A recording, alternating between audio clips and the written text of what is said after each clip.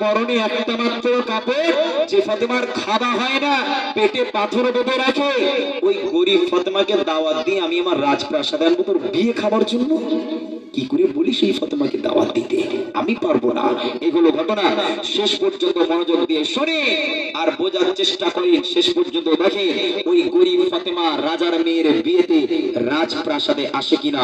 শেষ পর্যন্ত যদি মন থেকে শুনতে পারে ইনশাআল্লাহ তাআলা এই গজল আপনাদের জীবন বদলে যেতে পারে। মা ফাতেমা কেমন নারী ছিল কবি লিখছেন ছন্দের মাধ্যমে। দেখেন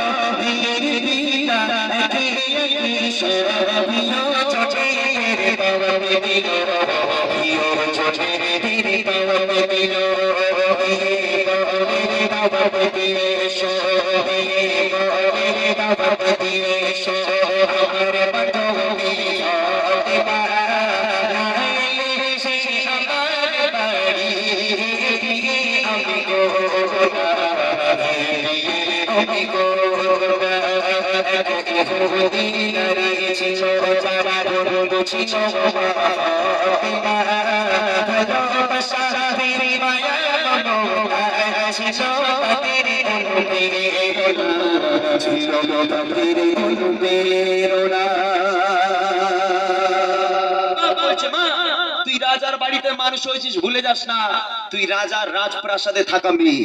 তুই নিজে বল, তোর বিয়েতে আসবে তোর বাড়িতে সব রাজার মেয়ে।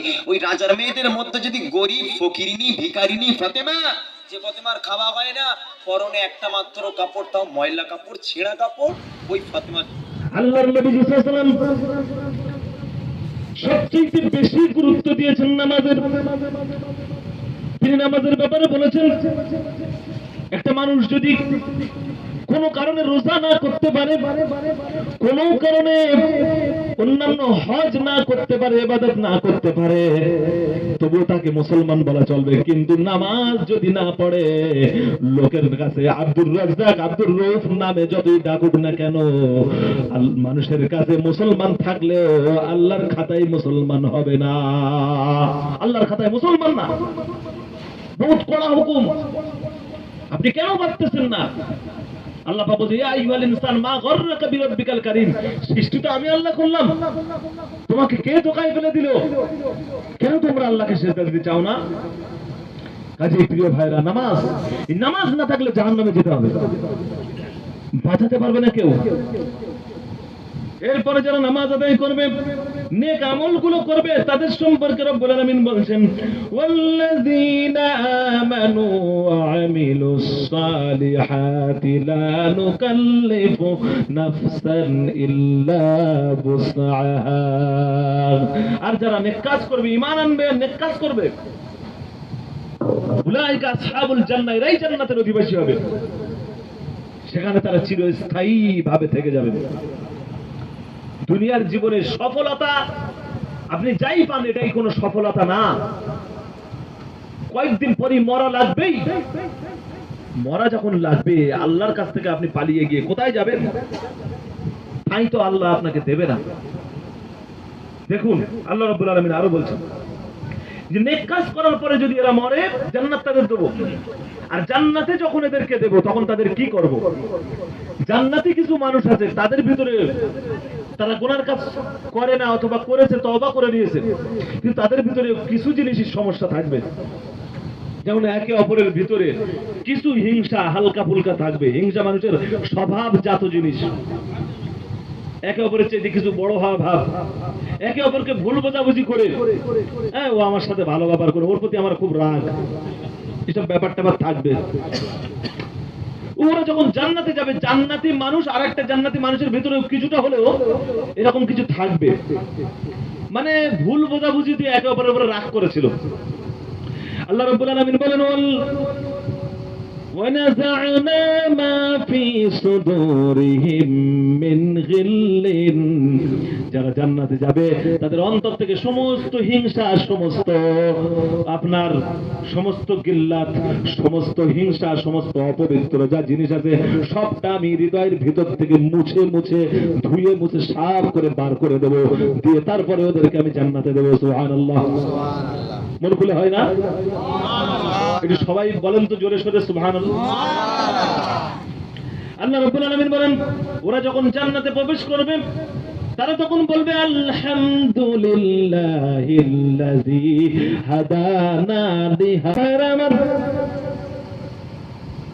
এই রব্বুল আলামিন জাহান্নামে যাদেরকে নেবেন, যত বড় বড় গুনাহ রয়েছে যেমন সুদ, মদ, জুয়া, নামাজ পরিত্যাগ করা, পর্দার বাইরে নিজের জীবন যাপন করা, এগুলি বড় বড় কাজ যেগুলি জাহান্নামের দিকে মানুষকে নিয়ে যাবে। শিরিক করা, এগুলি সব মানুষকে জাহান্নামের দিকে নিয়ে যাবে। প্রিয় ভাইয়েরা আমার, ভালো করে শুনুন, এই মানুষগুলি যারা জাহান্নামের ভিতরে চলে যাবে, এক সময় এমন আসবে, খুব মন দিয়ে শুনুন, এই ওয়াজ আপনি হয়তো জীবনে কোনোদিন শোনেন নাই, কারণ কোরআন থেকে আলোচনা করা বক্তা আজ কমে গেছে, শ্রোতা শুননেওয়ালা শ্রোতাও কমে গেছে। সরাসরি যদি কোরআন থেকে আয়াতের তাফসীর হয়, কি বলতেছে এগুলো বুঝি না। শয়তান বলে এই ওয়াজ তুই বুঝবি নি, খবরদার। একটা পাগলামো ঘটনা ধরতি বল, কোন কথা বইতে লেখা আছে তার সত্য কিনা মিথ্যা কিনা ওর কোনো গ্যারান্টি নেই। ঘটনা তো বানিয়ে মানুষ মিথ্যা করেও বলতে পারে। সেই সব জিনিসগুলো শোনা, আর এরা হা হা করে কাঁদে, আহা কি ওলির ঘটনা ধরেছে গো। ওলির ঘটনা যখন ধরে যা, ওলির ঘটনার উদ্দেশ্য কি? তুই অন্তত একটা ওলি হ। এই শয়তান ওলিও হবে না, বসে বসে শুধু ওলির ঘটনা শুনবে আর কাঁদবে। আহা কি ভালো মাওলানা আইছিল গো, এমন ওয়াজ করছে, ওলির যে কি দুঃখ জীবনী, কিন্তু কাঁদলাম আর কাঁদলাম। তোর আমল কই? বলে আমাদের সব আল্লাহর ওলিরাই পার করে দেবে। আস্তাগফিরুল্লাহ আল আযীম। নবীজি পার করতে পারবেন না, তিনি বলতেছেন যে আমি তোমাদের কোনো উপকারে আসবো না। আমিন। আপনি বিশ্বাস করুন, আমি নিজেও আপনাদের সামনে ওয়াজ করতেছি নিজেকে হেদায়েত পাওয়ার আশা নিয়ে, নিজেও আল্লাহর রাস্তায় যেন এই কথাগুলো আমাদের কলিজায় আসর করে যেন আমল করতে পারি, এই আশা নিয়ে। সুতরাং কথাগুলি আমল করার চেষ্টা করতে হবে।